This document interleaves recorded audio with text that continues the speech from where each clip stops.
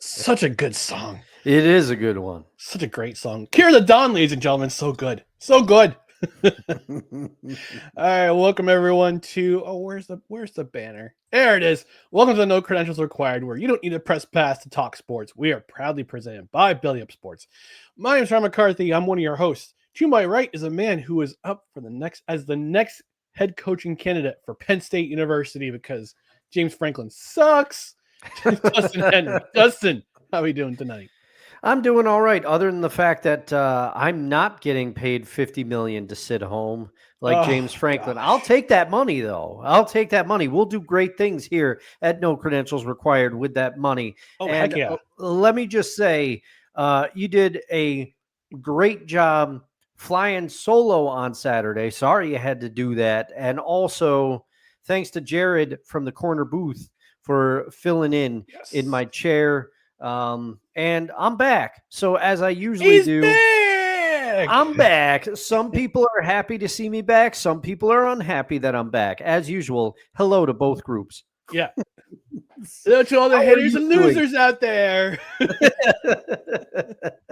Well, I'm happy you're back. How was your vacation? Oh, it was good. It was good. I spent quality time with friends, did some hiking in the mountains of Virginia. Ooh. And unfortunately, the only bad part was we couldn't get the outdoor projector to work at the house. And then when we used the hot tub, after the bubbles cleared, we got out, we noticed the water was green. We're like, we're not getting back in there. We're not getting back in there. But other than that, it was good. Didn't really do much of anything. Made some homemade food, tried a bunch of beers. Yeah. And that's it. And now I'm back. Now I'm back, and I'm ready to go. You could have used Jared the pool guy, who does an excellent job. He was I love watching his channel. He does pool cleanups, and it's like, this is great stuff. It's ASMR. Man, well, and I don't know about you, Ryan, but I always love that kind of stuff. Like I've probably said it to you because I repeat myself a lot, and I've said to friends and stuff, I'll watch somebody paint a wall as long as they're really good at it. It doesn't matter what. It's amazing to watch somebody who is a master of their craft, regardless of what the craft is. Power washing, painting, pool cleaning. It's all good stuff. It's all stuff that people need too. I mean, yeah, of course. Well, we got a lot to talk about, Dustin, including the week that was in the NFL. NFL Week 6. We're already at Week 6. Yeah, I'm ready for the season to be over, honestly. But I mean, I'm a New Jersey Devils shirt tonight because they took 4 out of 6 points on the road. There you go. Past week, and in that home opener on Thursday against the defending champions. But that's neither here nor there because we're going to talk NFL. But before we do that, we got some comments in the comment section already. But before we do that, we just want to tell our friends watching and listening to follow us. Follow us on social media: Facebook, Twitter, Instagram, YouTube. Just search for No Credentials Required. You can also find us, our other podcasts and written articles at bellyupsports.com. On the podcast side, subscribe to the podcast on these platforms as well as other platforms, including Apple Podcasts, Spotify, Spreaker, Amazon Music, iHeart, TuneIn, Pandora, our YouTube channel, and our host, which is Podbean. And hit that notification bell on Twitter and on YouTube so you know when you're notified of live shows, of videos that go up, video clips that go up. Also, my spinoff, the Just Endure the Suffering, which talks about the Jets, which we had some technical difficulties on Sunday, which is on me because I forgot to hit the unmute button, button on my laptop. But I figured it out. I was able to clip it from YouTube, which is pretty cool. So that's pretty cool. Oh yeah, no, that's great because I will admit, Ryan, I'm like, I was catching up on things. I had gotten home. I was doing my laundry. I was doing all the things that you do when you're away for a week and you have to catch up. And I said, I'm going to tune in to the beginning of Ryan's, the Just Endure the Suffering. I turned it on and you were silent, and I was convinced there was an issue with my Bluetooth headphone. I was going crazy. I was trying to figure it out. And I kept going out and going back in, and I couldn't get it to work. And I'm like, oh, come on. No, it was me because I was setting up the studio. I had I was out in my living room, and I had the microphone muted. I didn't turn it back to regular. And I'm like, oh, my mic's working and everything. All of a sudden, somebody in the audience says, you got no sound. I'm like, son of a man. One thing I'm also thinking about bringing back, and I talked to, I was on my monthly appearance on the Back and Gaz for yeah. LA yesterday. I'm thinking about bringing back Have Another Donut, this time for real. This time, Oh, yeah. Okay. my New Jersey Devils podcast. So it might be Awesome. coming up in the future on the No Man, Conscience Required YouTube channel. you're still the hardest working man in podcasting. That's debatable. But tonight we are on the Belly Up Sports Facebook page and Belly Up Sports Twitter as well as our channel. This broadcast will actually be up tomorrow afternoon on the Belly Up Sports YouTube channel. But for those of you watching live, you get to enjoy us live and in person on your mobile device, on your laptop, on your television. We want to say welcome. But we're also a podcast which you can listen to on audio if you wouldn't mind. Rate, review, comment, leave a 5-star rating. Review on platforms such as iTunes or Apple Podcasts, Podchaser, and Good Pods. I don't know if Podbean has a review section, but you can check it out. And comment. Leave us a comment on Spotify. Also, leave us a comment on the Belly Up Sports YouTube channel, because apparently now a comment is as good as a like, and it drives engagement on the algorithm. So we'd appreciate you commenting. And we're also a live show. Tuesdays, 6:30 p.m. Eastern. Sometimes we're a little bit late, but that's okay. Tonight, I was catching up with Dustin before we went on. And Saturdays at 10 a.m. Eastern. Leave a comment. We got some comments in the comment section already. And I know, Dustin, you've been away. I know you missed this sound. I did. But it is. I may have been away, but the pod was never away from my mind. It's chime time. Yeah, it is.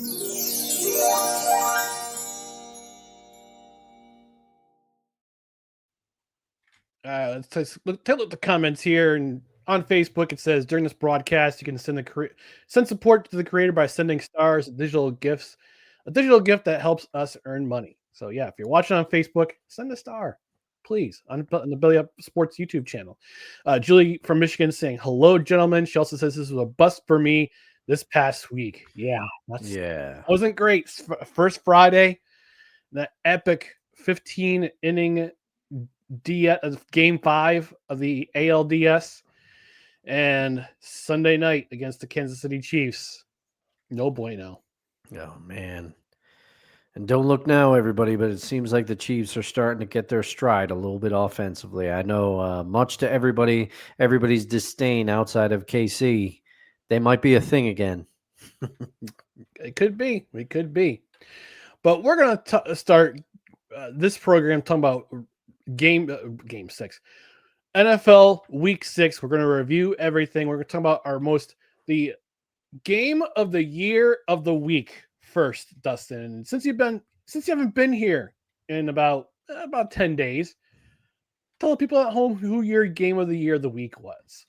All right. Well, for week 5, it would have been, had I been here, it would have been the Bucs Seahawks. That was a shootout. What a terrible way to lose the game on a late Darnold interception. I had to mention it at least once. But for this week, when I was actually able to watch football and was hanging out, a surprising pick for me, but my game of the week of the year is Carolina versus Dallas, the Cowboys versus the Panthers. This thing, Ryan, I like a good defensive showdown as much as everybody else, but this thing was a shootout, and I don't think it was a shootout that anybody expected, and I might talk a little bit about why later in the show, and also shout out to those Carolina all blue uniforms. I love those things.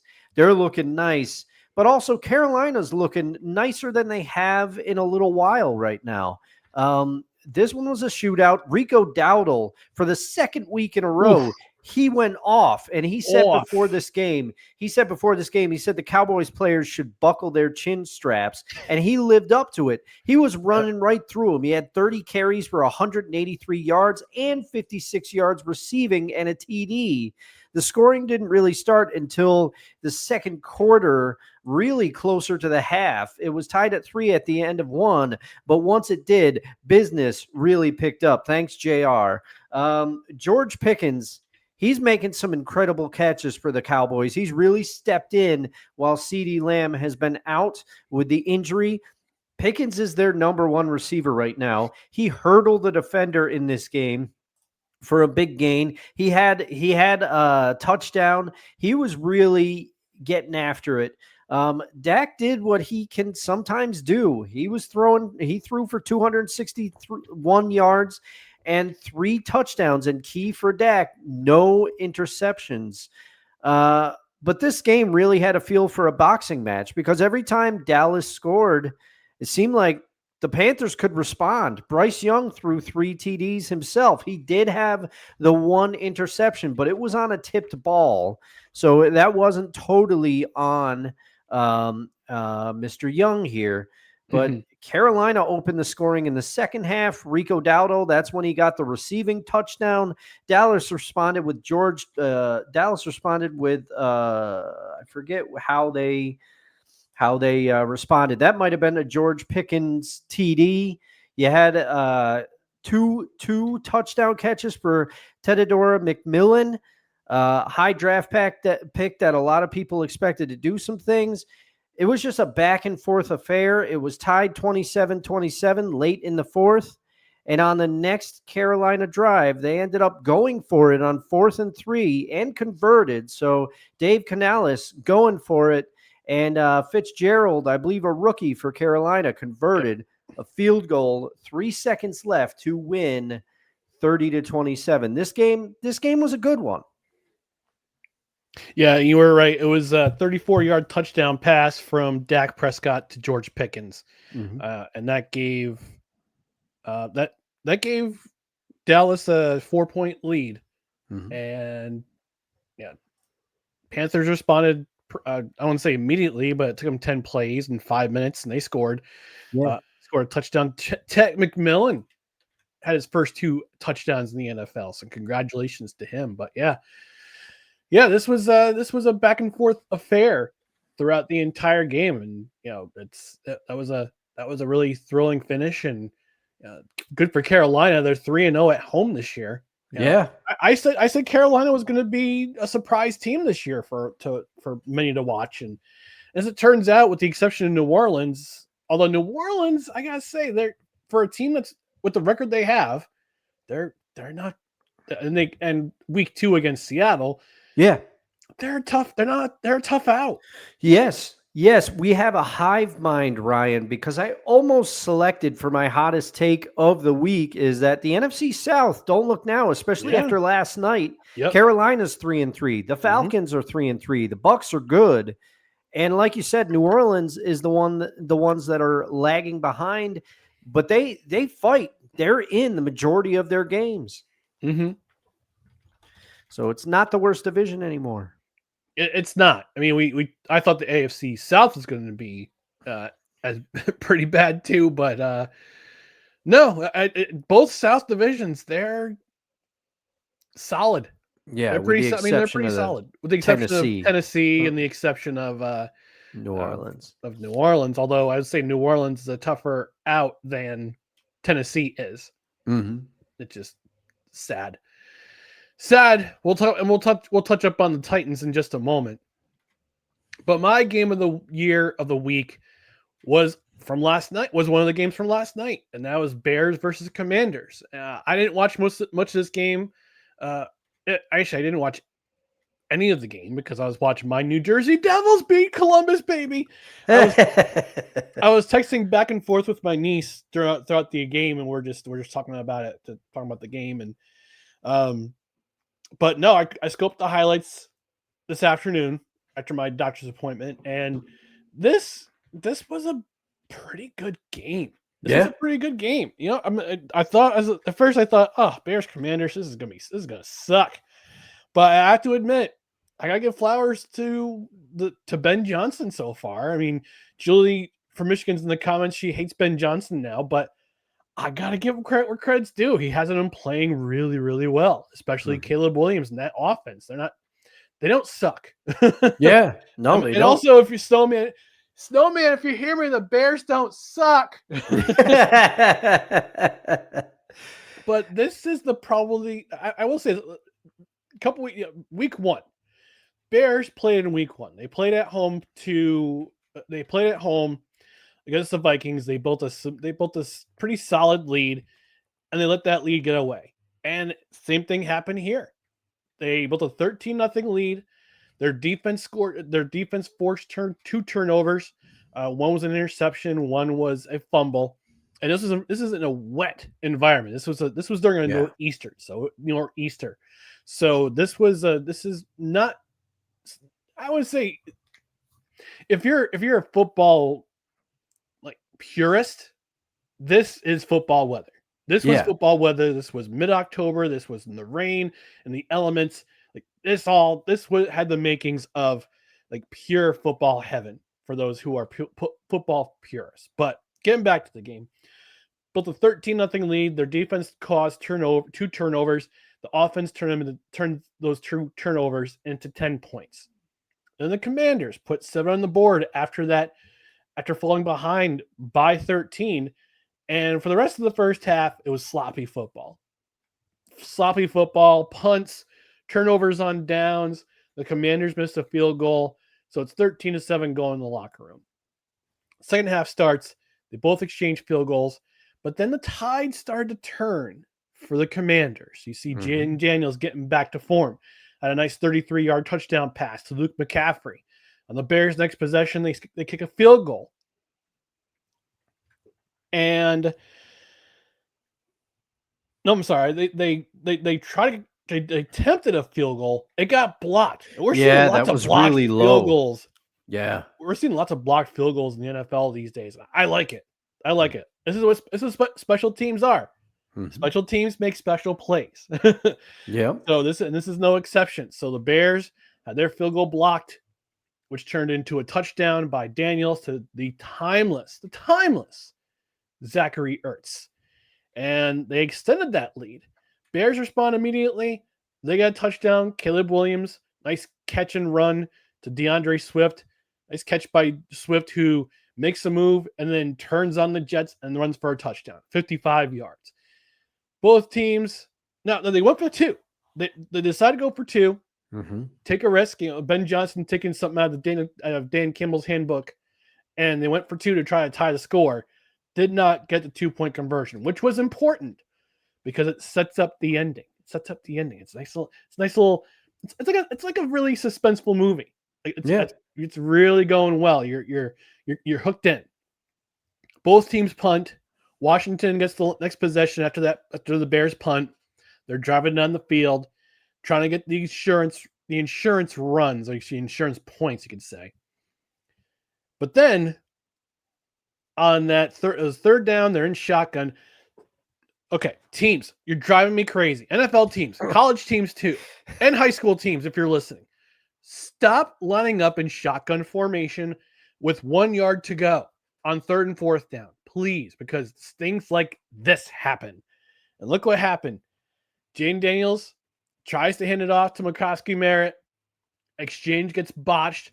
If you look at the slow-mo, if you look at the replay, it looks like Daniels is trying to do a soft toss to McCarthy Merritt, but I think the rain pouring down had something to do with it. And the ball just slipped out of his hands.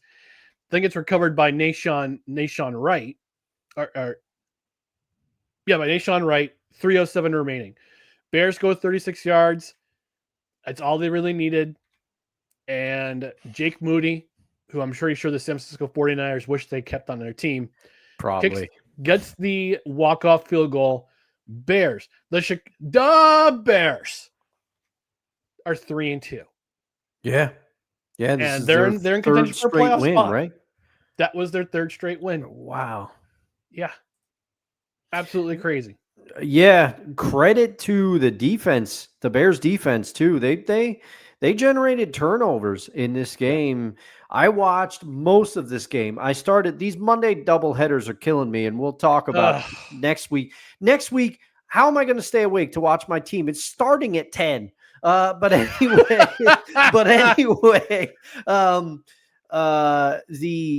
these Monday night games, I had a 2-screen experience, Ryan. I had the Bills and the Falcons on the iPad, and I elected once that game was getting close, I elected to switch over to Bears and Commanders on the old big screen because I had fantasy implications in that game. And this was an entertaining game to watch because I thought it was going to be a stink fest like you did, but it was good. And both the Monday night games were entertaining, but for different reasons. We may be talking about one of them later in the show. Maybe, which actually leads us to our biggest upset.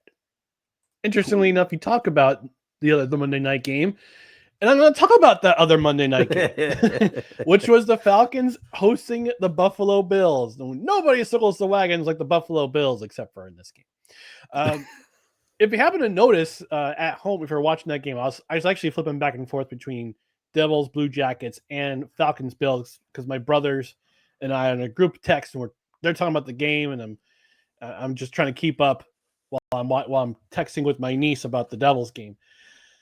But this was supposed to be for the Bills. This was supposed to be a get-right game after they were upset at home against the Patriots. However, your Atlanta Falcons had other plans. Remember when Jeff Ulbrich was defensive coordinator for the Jets? Mm-hmm. And he would often, and whenever they faced the Bills, he would often create plans that would frustrate the living hell and create havoc for Josh Allen. He's now in another conference. He's now the defensive coordinator for this Atlanta Falcons team. And by the way, shout out to Morgan Mann and the Morgan Mann Sports Podcast. He covers the Atlanta Falcons week after week. It's a 15-minute listen. Go check him out on Billy Up Sports. But Ulbrich is now defensive coordinator in Atlanta, and he was back to his old bag of tricks when it comes to Josh Allen. If you're an opposing NFL team and you're facing the Buffalo Bills, just watch any game tape that involves Jeff Ulbrich's defenses. Yeah, whether it was with the New York Jets or with the Atlanta Falcons. Look at that game tape and see what he does to frustrate Josh Allen. Because this is what the Falcons did. They forced 2 interceptions out of Josh Allen. They sacked him 4 times. They also made him fumble twice, which weren't recovered by the Falcons, but still. This is a Jeff Ulbrich defense. And even in a new conference, Jeff Ulbrich's defenses are kryptonite. To Josh Allen. Absolute kryptonite. Green kryptonite, not the red or the blue. I know the blue heals Superman. I don't forget what the red does. But I know the green causes him to gain weakness. But yes, I'll look it up. I'll look it up. So I remember playing Superman on the Nintendo Entertainment System, the old school NES when I was a kid.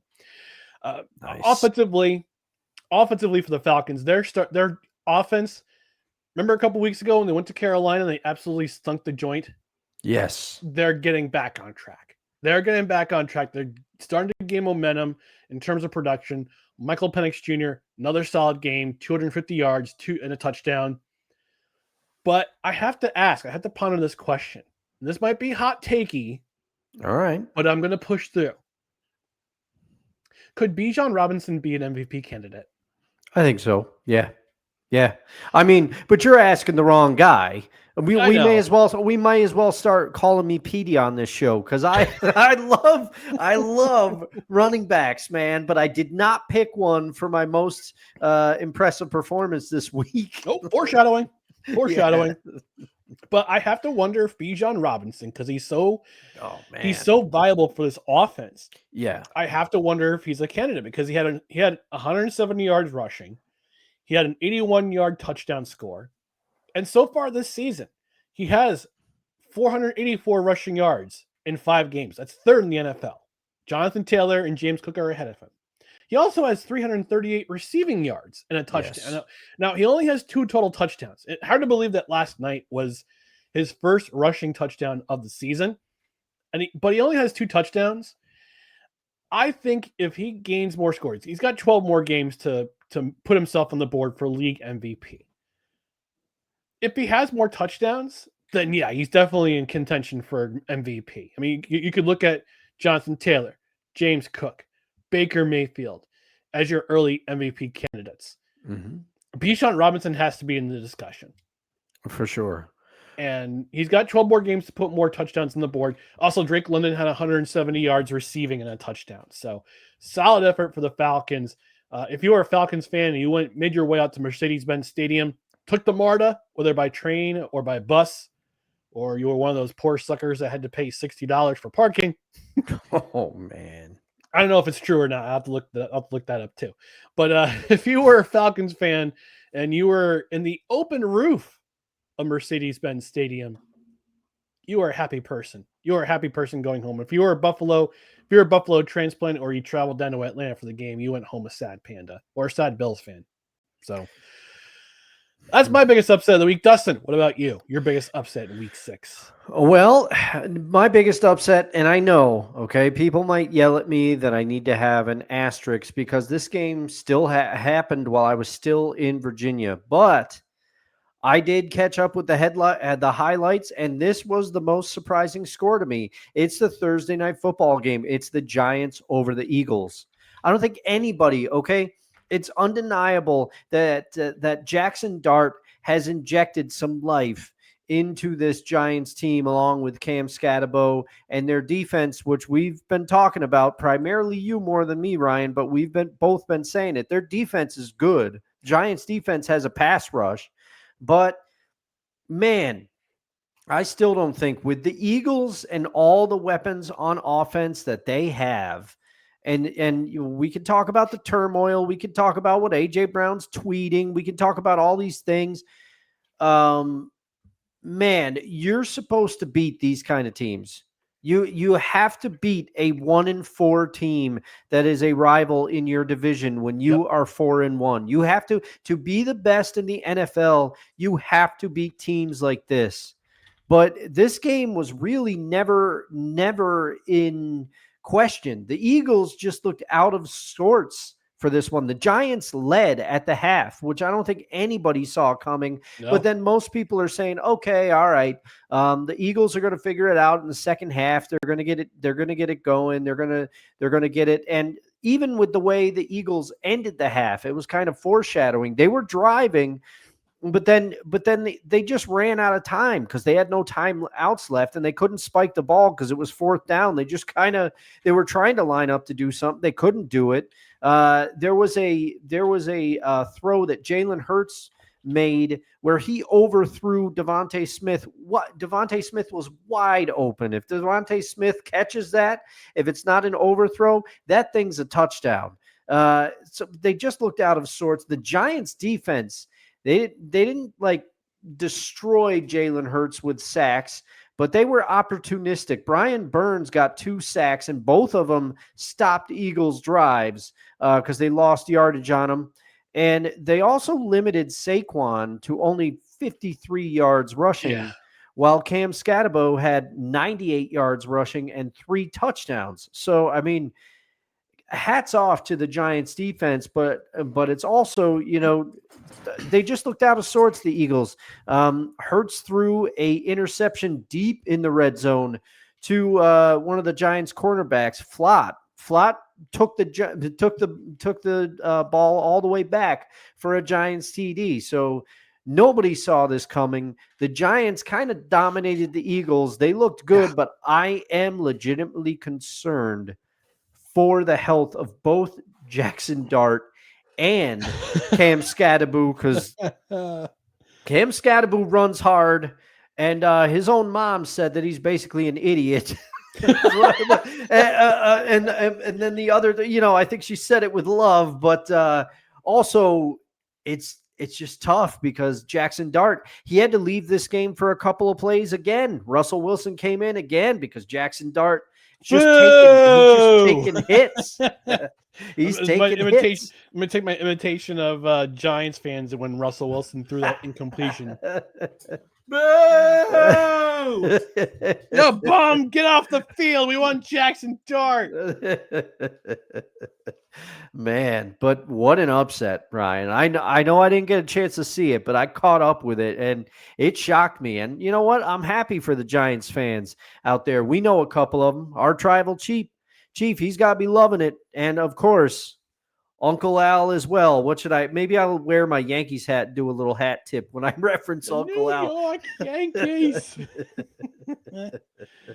I had a lot to say about the Yankees on Saturday, FYI. It wasn't pretty. It wasn't pretty. Yeah, I talked about the Giants game on Saturday's program too, and it was interesting. The one thing I left out was that Jackson Dart became only the second rookie quarterback of the Giant who played for the Giants to beat the Philadelphia Eagles in a regular season game. Wow. The first one was like a guy in 1950s. Man. That's just crazy to me because, you would have thought, well, no, because Eli, his rookie year, Kurt Warner started the year at quarterback for them. And I think Eli came in later. So that makes sense. But yeah, wow. Yeah, I was trying to remember the name of the quarterback who was it. Bob Clatterbuck? Oh man, Uncle Al would know. That was the name? There was a graphic at the end that I couldn't remember. I tried to jot it down. I should have went back and looked at it, but I think it was Jackson Dart and Bob Clatterbuck, or was it Charlie Connerly? Are the only two, or was it Don Heinrich, who are the only two quarterbacks to beat the Eagles in their rookie year? Crazy. We got some comments in the comments section here. Wonka the saying, oh, well, I'm sorry. Julie saying the refs made the Chiefs a thing again. All right. Look, all right. I'm kind of, I mean, just like the Jets and their hopelessness, I'm kind of tired of this narrative too. Like, oh, the referees favor these two teams. Like, I saw people complaining about Eagles getting the calls, and it's like they didn't get many calls on Thursday. Yeah. Saw the result of that game.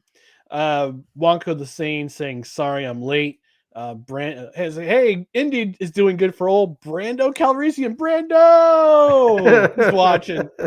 He said, my buddy Ryan is killing it on his podcast. Proud of you, Ryan. Proud of you, Brando. Thanks for watching, man. I appreciate you watching live. Yeah. Wonka saying, oh, Russ, I still watch you. Me, quote, sorry, let me do this properly. All right. Quote, oh, Russ, still love you. Close quote. Me alone watching Wilson having his moment. Asterisk. Drunkish.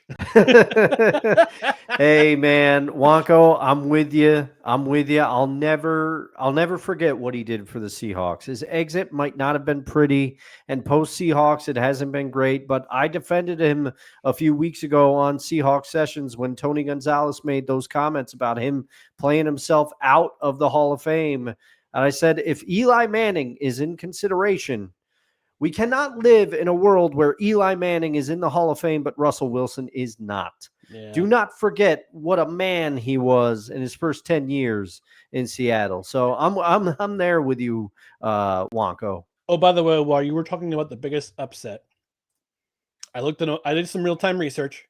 Okay. Trademark, no credentials required, 2025.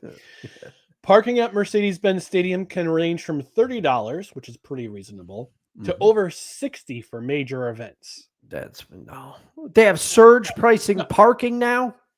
Apparently, I mean it's Atlanta. I mean it's a major metropolitan area. They need the Eli Storage Pass. Yeah, right. And shout out to Eli Storage. And I looked up common types of kryptonite from the DC Comics universe. Oh, okay, all right.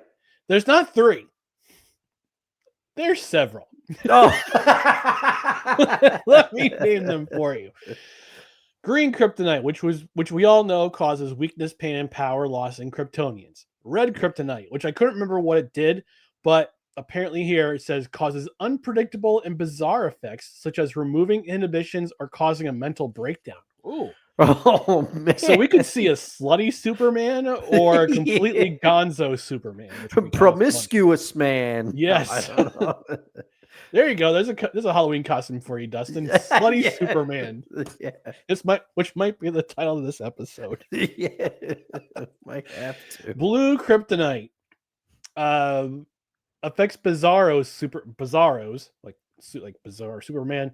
Similarly, how green kryptonite affects Superman has little to no effect on Superman, but can affect other Kryptonians. Black Kryptonite splits the Kryptonian in two separate individuals, one good and one evil. Oh, sweet! Oh man. A Superman with a goatee, like in Star Trek and in South Park and Community. Yeah. Gold Kryptonite permanently removes a Kryptonian's powers. And then white Kryptonite, harmless to Kryptonian mammals, but deadly to Kryptonian plant life. I didn't realize that. Oh man, I'm taking out all the trees on Krypton. Maybe that's what Harvey used to affect that tree in Auburn. Oh yeah, got too much Bama in me. Then there's other types of Kryptonite. Other types of Kryptonite. Pink Kryptonite can alter a Kryptonian's sexual orientation or gender. I never heard of that one. That's a new one. Yeah. Silver Kryptonite can make a Kryptonian high or give them a sense of euphoria. Oh, touchy-feely Superman. X Kryptonite, a modified version that grants temporary superpowers to humans and animals. Okay. I'm going to go mining after this episode. Yeah. You can tag along some powers. Yeah, right. Anti-Kryptonite, harmless to Kryptonians, but harmful to humans. And Platinum Kryptonite can transfer Kryptonian powers to humans. You only get that after you sell a certain number of records, though. Or you get or a certain number of subscribers on YouTube. Which, by the way, if you're watching live, subscribe. We're on the drive for 500. Yeah, still on that drive. We need to. Let's get there this year. Help us out. Yes. All right, we're gonna enact some gold Kryptonite and talk about the biggest disappointments from Week 6 of the NFL. And I have my esteemed co-host lead off here. All right. Well, to all the ladies out there, if we get married, I might have to name our daughter Alabama. You're just going to have to deal with it. That's my favorite part of that whole documentary when he's like, I tried to get my wife to name her Alabama. She wouldn't do it. She wouldn't do it. No surprise, Harv. But anyway, oops. What biggest disappointment for me? Biggest disappointment for me. I almost derailed myself. I'm sorry you have to deal with me, Ryan. Okay. My biggest disappointment is the aforementioned Buffalo Bills, because I'm sorry. So, yes, Josh Allen threw 2 interceptions in this game. And yes, it was his first game with 2 interceptions in I don't know how many times or how many games, but it's been a while. Okay, he doesn't do that often. And you went into it about the defensive scheme of Jeff Ulrich. But I'm also going to say the rest of the Bills have to carry a fault for this loss as well. Okay, they had 8 penalties. The Falcons had 6 in this game, but the Falcons only had 6 for 35 yards.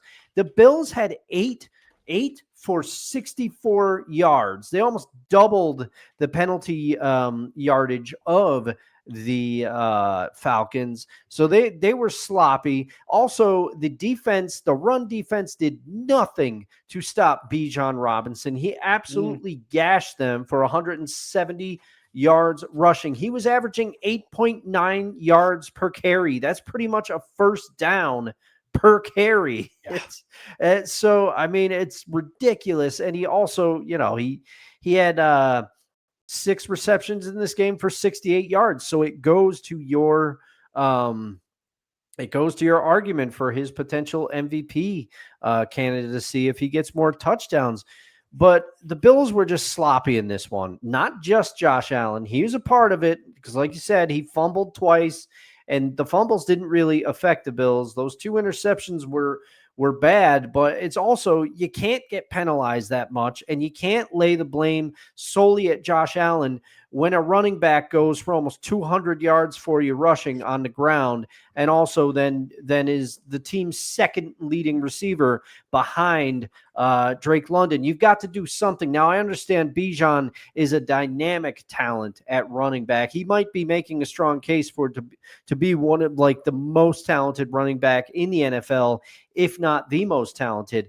But you gotta play some defense. You gotta figure something out. You gotta adjust. You gotta do what you can to try to adjust on this, and you can't have that many penalties. The Bills are my biggest disappointment. This was a game they shouldn't have lost, Ryan. I think most people picked them to rebound in this one, like you said. Mm-hmm. Well, I talked about this team, my team, ad nauseum on Sunday, and I'm going to do it again. The New York Jets, particularly the offense and especially Justin Fields, were my biggest disappointment. Dustin, this was my Sunday. I got up, I took a shower. I shaved, took a shower. Got dressed, went to church, then went to a pub, ate chicken wings, drank beer, paid the bill, walked out the door, and I still had more net passing yards than Justin Fields. Oh, man. That negative minus 10 yards passing. That's for Justin Fields, the lowest in team history. Now, granted, the Jets have kind of abandoned ship with the game plan that made them look like a competent offense in week 1 that had Justin Fields not only passing the ball, but also running the ball effectively as well. But on various occasions in this game, I didn't watch this game on principle, mostly because church is very important to me. Mm-hmm. And I didn't want to watch this team. I did not want to. I watched the first 5 weeks of the season. You saw my Monday night misery when they played the Dolphins. I didn't want to watch this game. And when I went to the pub that I went to in Schenectady after the game or after church, there were 5 minutes left on the clock, and they still had a chance to win the game. They were only down two, and they spoiled what turned out to be the best defensive effort of the year. Jermaine Johnson was back. Brownlee was the nickel corner for the Jets that game. They finally caused a turnover for the first time this season. I think on the third play of the game, they caused a fumble. Or Jarvis Brownlee Jr. doing a solid job. And Andre Sisco, who looked like he didn't want to pick the ball at first, he just kind of fell on it. They still caused a turnover. But on various occasions in this game, because I watched the highlights, Justin Fields had all day to throw, and he never made the throw. Sacked 9 times. 9 times. He was sacked as many times as he had total completions in this game. Yeah. And what's more mind-boggling to me, the Jets were in Broncos territory with just under a minute left in the game. They still had a chance to win. Yeah. You saw the line on TV. You saw the target line for the field goal. They went on 4th and 8. They decided to go for it instead of kick a field goal. This one baffled me. Here's what happened. In the post-game presser, Aaron Glenn admitted that he miscalculated the yardage Nick Folk would have had to kick for the game-winning field goal. Oh. He said it would have been from 65 or 68. It would have been from 62. Oh man, that's a makeable field goal, especially with these K-balls. Yeah, and Nick Folk has already hit a 58-yarder this season, so he's capable to get a 62-yarder. And here's what's more maddening. Here's the most maddening stat of all. And this is courtesy of Michael Nania. He's on Jets X Factor. He's co-owner of it. He provided this tweet on Monday, the day after. All right. 0 turnovers. The Jets have committed no turnovers. They had no turnovers in this game. One or more takeaways. Committed 2 penalties or less, which the Jets, again, solid effort. They had a turnover. They caused a turnover. They had no turnovers, no interceptions, no fumbles. They only had 2 penalties in this game. And the first penalty was on their second play of the game, of their first drive. The other one was a 10-yard gain. It was a 10-yarder. So 2 penalties for 15 yards, 2 or less penalties. And also held their opponents to just under 250 yards. I think they allowed only 248 to the Broncos. It was a solid defensive effort. Super Bowl era teams were 62-0 when checking those 4 boxes. And the average margin of victory in those 62 wins was almost 24 points. It is now 62-1 because the Jets lost that game. And it's already painful being a Jets fan as it is, because you hear all other media types dunk on the Jets, week after week. Oh, same old Jets. Nope, same old Jets. Nope, same old Jets. Other fans of other teams are clowning on the Jets, us Jets fans. We're sick of it. We're tired of it. We want things to change. I mean, it's already painful being a Jets fan, and after this week, we're still kind of wondering when this insane faith we have in our team is ever going to be rewarded. It's not going to be anytime soon. I'll just tell you that much. But to waste that kind of an effort that the defense had is astounding. It's historic. It's absolutely historic, and I hate that it's my team that had it's only the Jets. Only the Jets. Man, well, I'm glad you explained to me, because I sitting here at home drinking coffee, I'm like, why aren't they kicking the field goal for this? They got a shot to win. I was sitting here being like, what is going on? I just couldn't figure it out. And the thing that because I didn't see the full press conference after the game, but I did see Aaron Glenn was asked whether Fields would be the starter next week. Yep. And he reacted. He was like, what kind of question is that? Come on, man. What kind of question is that? It's a great question. It's a legitimate question. That's a legit question, dude. So I think my brother in Christ. He should yanked him from the third quarter because he knew what he was doing. Like, you had a chance to run for a first down. You didn't run for a first down. You just stood in the pocket. And I know he's got the whole stigma of throwing interceptions. He has no interceptions this year. Yeah, great. But he's also pretty terrible in the pocket when he has to throw. He just stands there. It's like, oh, my God.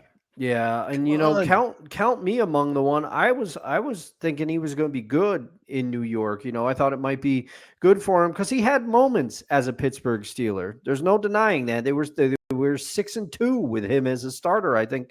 And he had moments in Chicago. Okay. Like there was a game where he and DJ Moore got it going, but a lot of what he was doing with his legs at a certain point in a game like that, especially against the Broncos, who were not playing well. Defensively, they were playing well, but their offense looked terrible. And as you said, the Jets defense put in a huge effort. Yeah. You're thinking, okay, points. They even scored points. They had a safety. Yeah.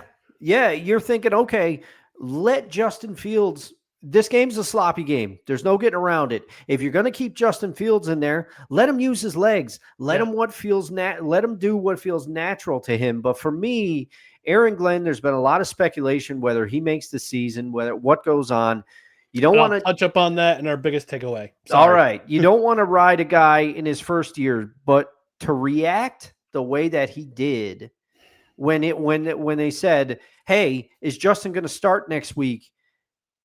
To me, it feels like you might be in over your skis a little bit. I don't know. Yeah. Scared football don't win football, Aaron Glenn. That's all I got to say. All right. We're going to take our network mandated commercial break, which is going to be, let me just bring up the logo here. This podcast episode is brought to you by Fanatics. Being a fan isn't just about game day, it's about every day. And at Fanatics, we've got the gear to rep your team and the memorabilia to make it unforgettable. From jerseys to limited edition collectibles, from the stands to your shelf, it's all here. Fan gear, fan moments, Fanatics. Our affiliate link is in the description. It'll be in the description on the YouTube side. It's on the description on the Facebook side for the Belly Up Sports Facebook. It'll also be in our podcast description. So what you want to do is either copy or click the link. It'll take you to our affiliate page, order some gear, and we get a little bit back for every show. That's how this affiliate sponsorship works. So I've purchased some stuff on Fanatics already. I'm sure Dustin, he's going to purchase himself a jersey for his guy, his favorite number 70, 71. Oh, 71. Yeah. Walter Jones. I was going off. Now, have you decided which one you're going to order? No, I'm still deciding between the different uniform eras, but I might go with your pick of the classic. When he was drafted, they were still rocking that uniform. Gotta do the classic, man. But yeah, hit our affiliate link in the description. Buy some gear from Fanatics. We get a little bit back from every sale. I've used the link for my for a couple of my Jets shirts, which I probably won't be buying any Jets gear for the rest of the season. But I'll definitely be buying some New Jersey Devils gear because they're 2-1, baby. So our affiliate link in the description. But no, Fanatics, buy some stuff today. I do want to say this though. I did get a chance to order from another one of our affiliate sponsors, Righteous Felon. Gotta give a shout out to my friends Sean and Brittany. Their puppers, Logan, who's just the best. He's the bestest boy. Unfortunately had to have his leg, one of his legs amputated because of cancer.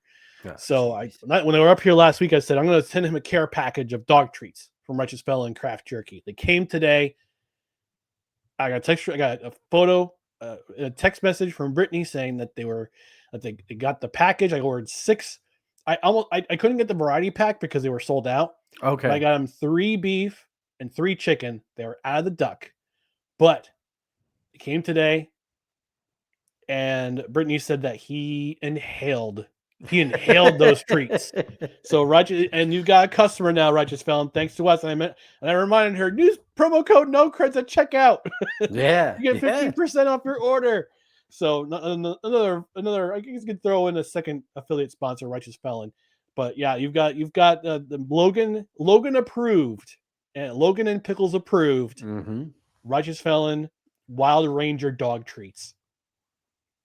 All right, we're going to move on to our most notable performance or performances of the week. And I'll lead off here. And as much as I hate to say it, and I think Julie from Michigan is still watching, as much as I hate to say it, because of who they are, and most of America hates them, I had to give my flowers to the Kansas City Chiefs defense.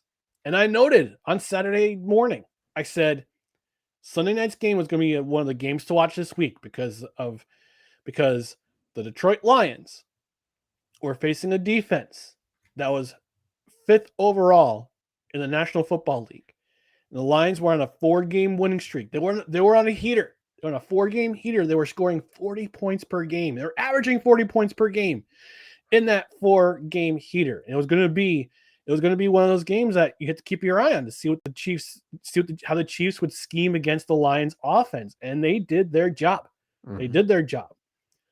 Only 297 net yards the Chiefs allowed to the Lions. They limited the Sonic and Knuckles, Jahmyr Gibbs, David Montgomery. They limited that rushing attack. And while they only sacked Jared Goff once, and they didn't force any turnovers, they frustrated this Lions vaunted offense to the tune of a 13-point loss. It got so bad. The Chiefs frustrated the Lions so bad that Brian Branch decided to drop the mitts, so to speak, and he attacked Juju Smith-Schuster after the final gun sounded. And I gotta say this.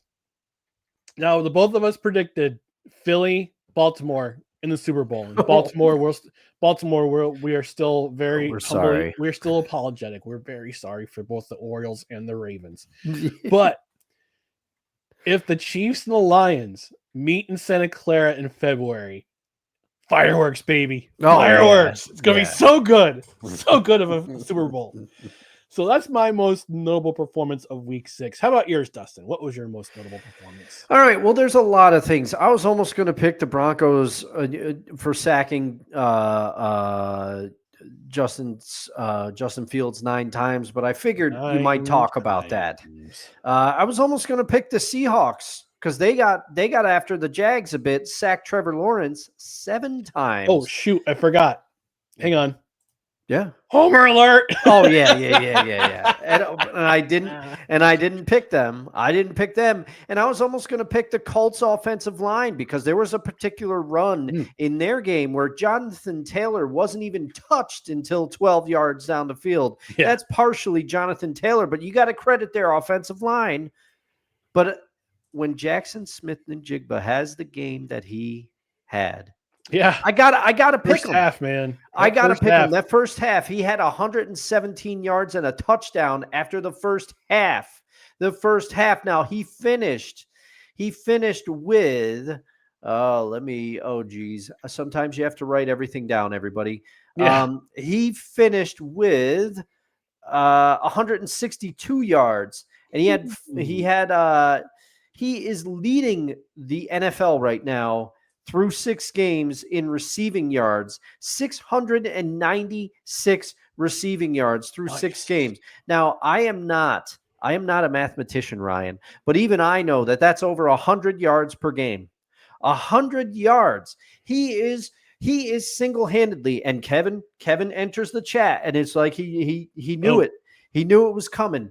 Now, we addressed this on the Seahawks postgame show, Dan, Kevin, and I. JSN is single-handedly, first of all, he's proving that he is a star, because I had concerns. I thought a lot of the reason he was getting so open last year is because DK was drawing double teams on the other side. He's proven he's getting open. And he can get open, and there's a chemistry between he and Sam Darnold that is developing, and he is almost single-handedly masking the fact that the Seahawks running game has been abysmal. But for the most part, showed up a bit against the Steelers in week 2, but other than that, it's been bad. But JSN, it doesn't matter, because your leading receiver has almost your receiver is leading the NFL through 6 games with 696 receiving yards. He is making every play that he needs to right now, and he had a heck of a week. I had to shout him out. He is, I did the math in my head, and the math is correct, 116 yards per game receiving. On the dot. Through 6 games. And look, hey, New York Jets, hey, like, you want Sam Darnold to be your quarterback in the future. This is what he looks like with a competent offensive line and weapons around him. It's true. I didn't want to say it. But no, I'll say it. Oh, the pain. Biggest individual takeaways from NFL Week 6. What you got, Dustin? All right. So mine, and I never thought I'd be talking about this team so much, but it's the duality of the Cowboys. I got to give you a shout out, Ryan, because you predicted exactly what they are doing on our preseason preview show. The preview show to start the season, you predicted that offensively they were going to score a lot of points, and defensively it wasn't going to matter. But it's the duality of the Cowboys, and specifically Jerry Jones. Now, obviously, Jerry gets a lot of flack on this show in good fun. I do a craptastic impression of Jerry Jones, and you will see him a lot throughout the season on both the shows that I am on. But I thought the George Pickens trade was going to be a dumpster fire for the Cowboys. I'm like, why are you bringing in somebody to compete with CD for targets? CD's been very vocal. He likes to be the number one guy. George Pickens has that view of himself. This is going to be oil and water. This is going to blow up in their face. Well, he's their number one playmaker right now because CD is out with an injury, and George Pickens has proven me wrong. He's really doing well for the Cowboys. Also, I thought Javonte Williams signing, I thought that was a miss at running back. I said, man, he's never really looked the same since he had that injury that he had in Denver. He was explosive his rookie year, but then he got injured. Javonte Williams has looked great with the exception of Sunday's game. He didn't run very well and during the Panthers game, but he's looked fantastic. Otherwise, there's no denying that. However, the Cowboys defense is deplorable, Ryan. They can't stop anybody. And it's largely because of the trade that you made, Jerry, that Micah Parsons trade. And for you to say that you're one impact player away on defense, you had that player. You had him. He was on your own roster. You let him go. So it's the duality of the Dallas Cowboys. The only problem that they have is Jerry. Well, Dustin. I had to make that trade. I didn't have a choice to make that trade because we need some help with our rush defense. We gotta stop the run. We gotta stop the run. And I had to make that trade like my Arkansas Razorbacks. Who is this imposter that's in this room? I don't know. That was my craptastic, Jerry. Oh, yeah. I mean, that's one. Hey, that's one prediction that Ryan Stradamus made come true. You nailed it. All right. All right, my biggest takeaway from week 6. And yes, Kevin has jumped in the chat. He says, perhaps they should have re-signed Rico Dowdle. Yeah, it looks like they should have. Strap on your helmet, Kevin. That's a hot take. The hot take that Dustin just had. That's what we should have let off with. Hey, Dallas Cowboys fans, buckle your chin straps. I'm coming right at you.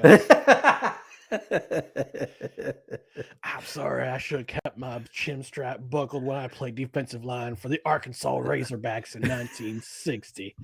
1964. Everybody changed on that plane. Not just me.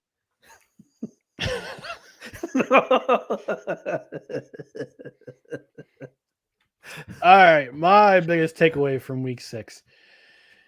Coaches on the hot seat. Brian Callahan fired by the Tennessee Titans after Sunday's dreadful performance in Las Vegas, and Brian Callahan becomes the first coaching casualty of the 2025 season. And it's usually around this time we start to see coaches getting the axe. I mean, last year it happened with my New York Jets when Robert Saleh was dismissed after supposedly embarrassing Woody Johnson in front of his cronies in London. But Brian Callahan, the first one to be gone in 2025. And apparently his dad, Bill Callahan, left the team because he decided not to stick around because his son got fired. Well, good for you, Bill. Way to stand on principle and nepotism. But let's talk about other coaches that remain on the hot seat. In the AFC, certainly Mike McDaniel of the dysfunctional Miami Dolphins and Kevin Stefanski of the pitiful Cleveland Browns. They're certainly in discussion after losses this week. You could argue, as my esteemed co-host has made the argument 2 weeks ago, that John Harbaugh is on the hot seat in Baltimore, and they fall to 1-5 after losing to the Rams this week. By the way, RIP to my fantasy football team because Puka Nacua sprained his ankle in that game. Oh, man. And after 0-6 start, are my New York Jets going to be a one and done with Aaron Glenn? Time will tell. In the NFC, the only coaching candidate I could see on the hot seat is Jonathan Gannon from the Cardinals because of their collapse to Tennessee the week before, and another loss another loss this week to the Indianapolis Colts that saw Marvin Harrison Jr. leave the game early when he was put into concussion protocol. The Cardinals had the easiest schedule in the NFL this season. Many saw them as a dark horse playoff candidate. But they're 2-4, even with a +3 in point differential. Man. And they're 2-4. They're 2-4. And as friend of the show, Rod Peterson, has said, coaches are hired to be fired. And these coaches could all certainly be gone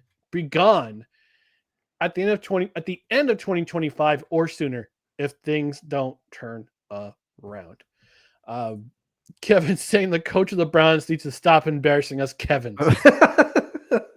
Kevin! Oh, man. What was Macaulay Culkin's Kevin? I can't remember Kevin's last name. Oh, McAllister. Yes, McAllister. Kevin McAllister would be a better head coach than Kevin Stefanski of the Cleveland Browns right now. Incredible. And there's rumblings too that Bill Belichick may be a one and done at the University of North Carolina. Yeah, and I don't think it's because of him. I think it's because of his girlfriend. Just saying. Also, I saw that was at the pub that I went to on Sunday that when James Franklin was fired by Penn State, I tweeted the ESPN's tweet they got fired. I'm like, oh, well, I mean, if Aaron Glenn's a one and done, maybe James Franklin can be a coach for the Jets. And I wrote in parentheses, punching myself in the face. Oh, man.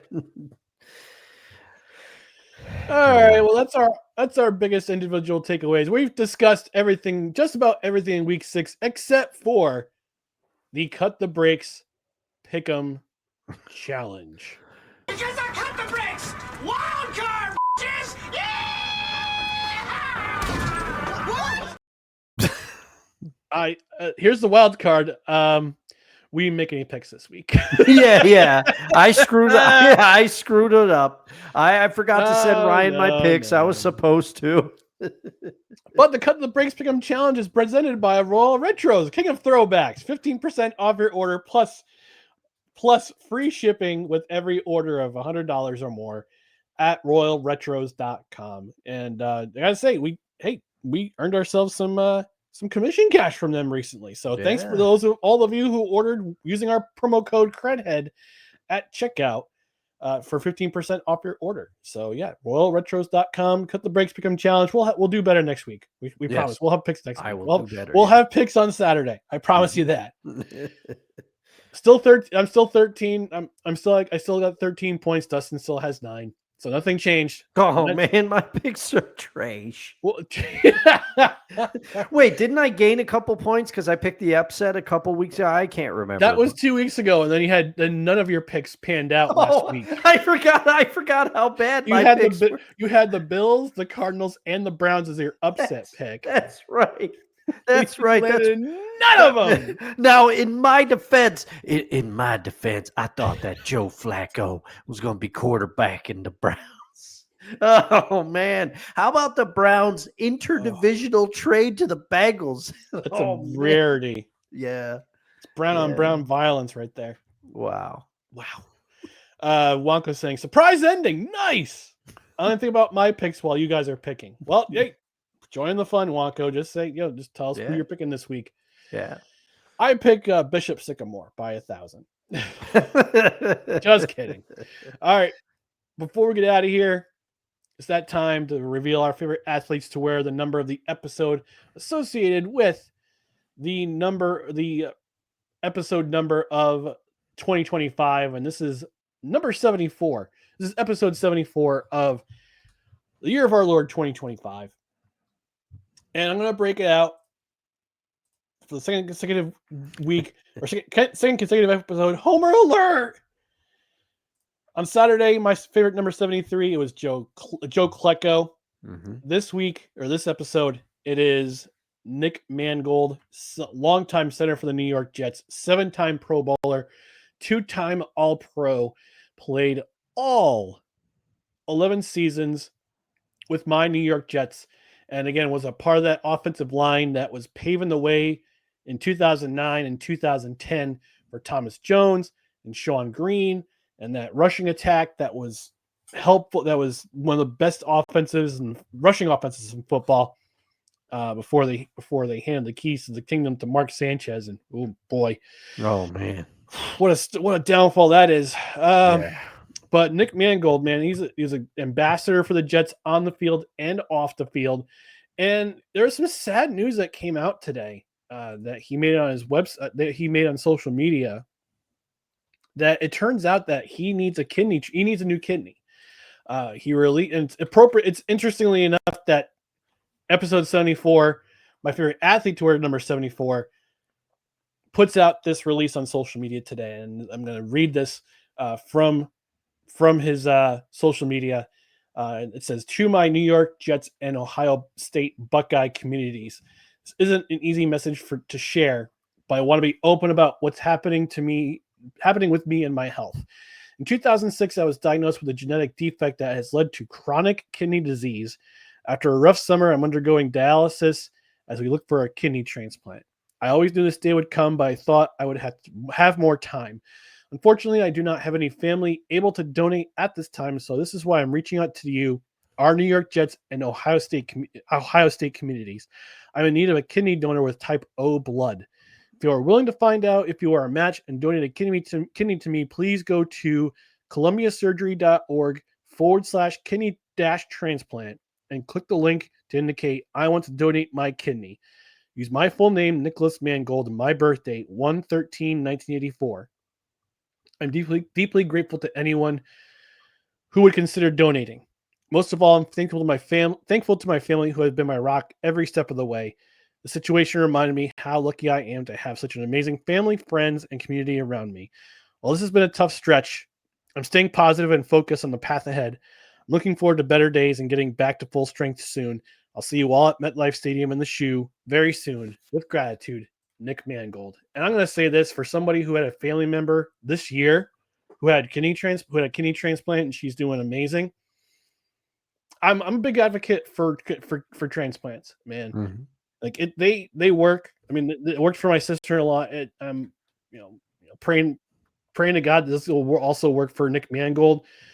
He's got type O blood, FYI. So if you're someone who is a Jets fan, who is in the Ohio area, who's from or just a football fan in general, if you have type O blood in your kidney and you're considering donating a kidney and doing it for somebody who has been an ambassador not only for the New York Jets, Ohio State University. All right, fine, I'll call them that. The Ohio State University. And just a good guy overall, and just a great guy, period. Go to that website. Consider donating a kidney. Considering donating blood so we can get blood transfusions. So, because this is a good thing that you're doing if you're somebody who is considering it. And it's one of my favorite people. My favorite football player, my favorite athlete to wear the number 74. If I were to consider getting another a New York Jets jersey, I would definitely get number 74 because that guy. I played center. The other guy who also played center, who was in my list, there he is, number 68. He was a center. I played center. It's not. It's a difficult position to play.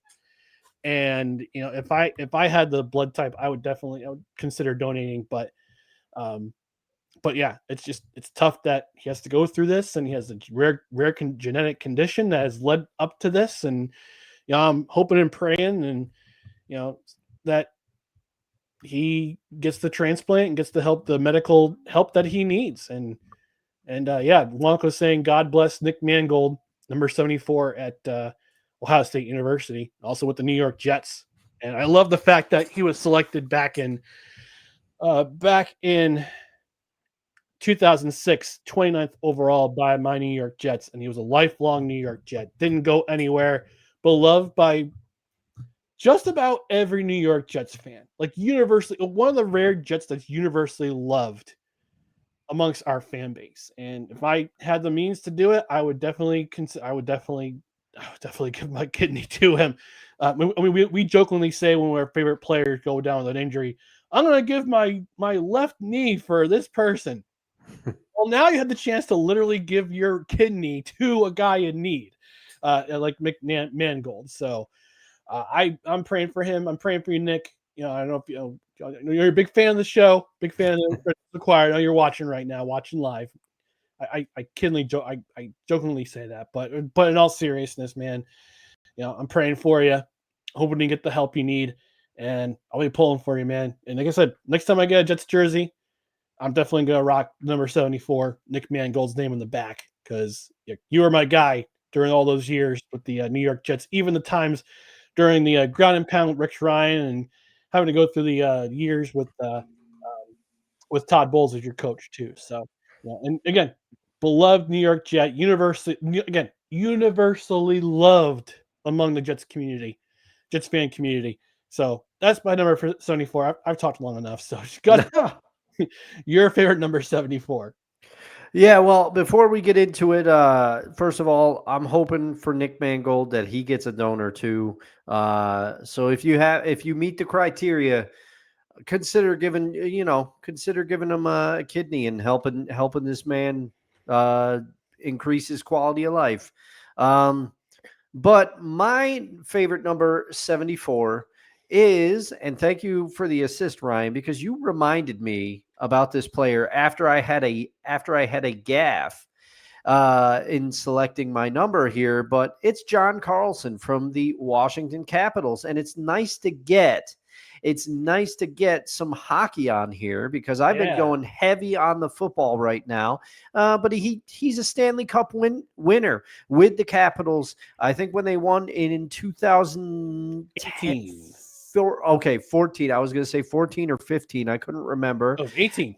Oh, it was 18. Oh, man. And 18, yeah. They beat Vegas to go in the Stanley Cup final. That's right. And he was the highest scoring defenseman during the playoffs, during that run. And that's the thing. He's a defenseman, but he could score with the bet. He was, everyone thinks about Alexander Ovechkin as the scoring threat for the Capitals, but John Carlson could put the puck in the net. Geez, I can't speak as well. And he also represented the United States in the Olympics. So you got to love that. You got to love that. And he's still playing. He was drafted in 2009, I believe, or no, in 2008, 27 overall. But he's been playing. He's still playing. He's out there playing and, representing the number 74 quite well. But also, I want to, because I was not on the shows and I forgot to send you my numbers even after you reminded me. Thank you, Ryan. I also wanted to get into my favorite 72 and 73 respectively. Now, 72, it will show I am a man of honor because he played for the Red Sox, White Sox too, mostly, which is where I remember him. But man, it hurts to pick a Red Sox of any kind, but it's Carlton Fisk.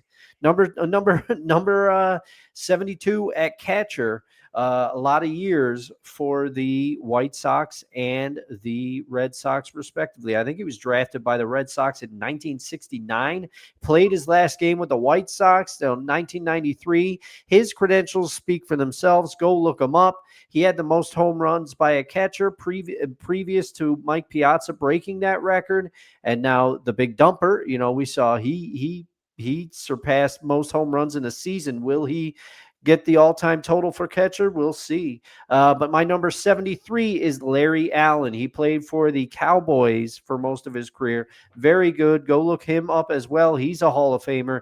And he played for the San Francisco 49ers, I think in 2005 was one of his last seasons.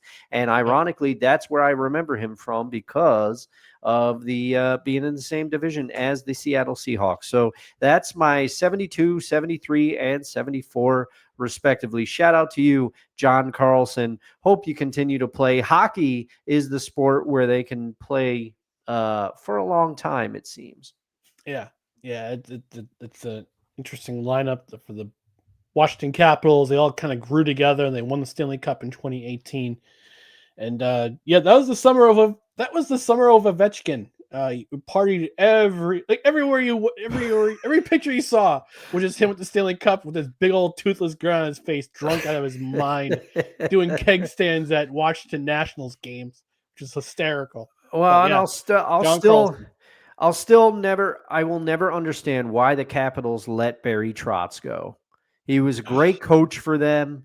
And then he went on to coach the Islanders very well. They let him go. But Barry Trotz is a good coach. He deserves a job if he doesn't have one in the NHL. Well, he currently is the GM of the Nashville Predators, which, by the way, that makes sense. Recently had the first ever Ice Age game with the Utah Mammoth.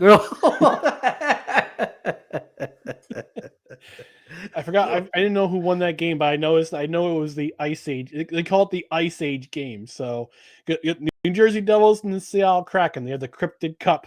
Now you have the Ice Age game between the Predators and the Mammoth, which is pretty cool. That's good. Kevin bringing in his favorite number 74 from those losers, the Dodgers, saying, Hansen.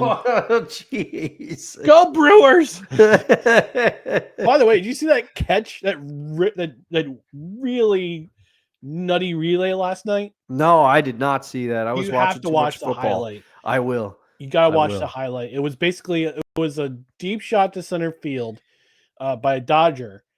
I think it was Sal Frelick. Jumped up, robbed the home run, but he bobbled it. Like it hit at the palm of his glove. Yeah. As it was coming down, the ball came out of his glove. Still secured it. That's an out. Then they got the forced tag at home. Oh, man. But they tagged up, and they went home. It was a force out. So it was one of the crazier relay plays you'll ever see in a playoff game. And that was it. Oh, before we get out of here, Dustin, tell the folks at home about Extra Live. Yeah, so now that I'm back, you're going to see me kick it into high promo gear on social media. I will be reminding Facebook people about it. Follow me on Instagram as well, at eldusto67. You can follow me on Twitter. I will be tweeting about it. But right now, Ryan's got the link in the description. Thank you, Ryan.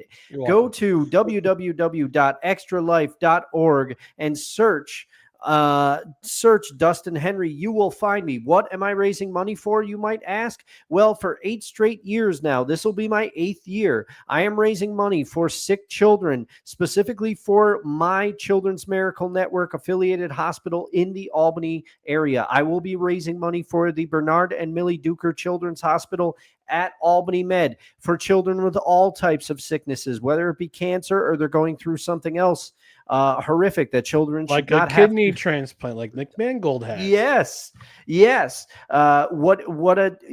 Children should not have to go through any of that. Let's raise money for some sick children. I will be attempting to game for 24 straight hours. I will be on Twitch at 9 a.m. Eastern on Saturday, November 8th. You can come on in and watch along if you want to. And if you feel so inclined, donate. There will be a donate button on the stream. I'll be putting links out respectively. But if you forget and you're saying, how do I donate again? Again, it's www.extra-life.org. Search Dustin Henry. You will find me. You can donate there. Your donation is tax deductible, and 100% of your donation goes to the children who need it. Extra Life as a charity and the Children's Miracle Network, neither organization takes any money out of the donation. That is not always the case with some charities.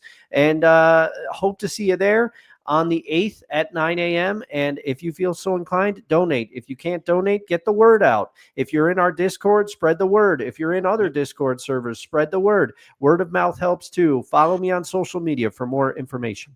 Can they also Venmo you so we can make the donation? That I will have to find out before next show. Okay. Yeah. All right. Yeah. Find that out. And then if you can want to donate via Venmo, and then he can donate on your behalf, do so. I donated this week. Oh, awesome. I was wondering how I unlocked the Extra Life decal. Ooh, there you go. Well, you're welcome. I should get that decal.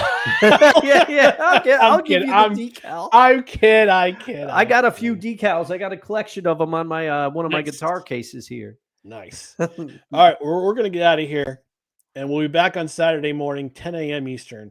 But before we do that, I just want to remind you to please follow us. Follow us on social media: Facebook, Twitter, Instagram, YouTube. Just search for No Credentials Required. You can also check out our other podcasts, like the Morgan Man Sports Podcast and other articles at bellyupsports.com. Subscribe to the podcast on your preferred platform, including Apple Podcasts, Spotify, Spreaker, Amazon Music, iHeart, TuneIn, Pandora, our YouTube channel, and our host, which is Podbean. Don't forget to hit that notification bell on Twitter and on YouTube so you know when shows go live, when there's video clips, or when there's general announcements, like telling you what's going to happen this week on the show, or just telling you when there's other stuff going on, like Just Endure the Suffering, have another donut, which I told the story of that on Levac and Gaz yesterday about the origins of having another donut. It's like, what do donuts have to do with Devils hockey? I'll tell you on another show. But we're going to get out of here. Thanks for tuning in to No Credentials Required, where you don't need to press pass to talk sports. We are proudly presented by Belly Up Sports. If you watched on Belly Up YouTube, the Belly Up Facebook page, if you watched on the Belly Up Twitter, thank you for joining us. You can also follow us on all those social medias. Also, if you watched on our YouTube channel, thank you for watching. We'll be on replay tomorrow on the Belly Up Sports YouTube channel. So you can tune in there, leave a comment, leave a like, because again, YouTube's funny with the algorithm. A comment is as good as a view these days, or something like that. It's weird. They keep changing things. Anywho, thanks for joining us. We'll be back Saturday morning, 10 a.m. Eastern. And until then, have a great week. We'll see you on Saturday. It's been a long time since I said this, but good night, everybody.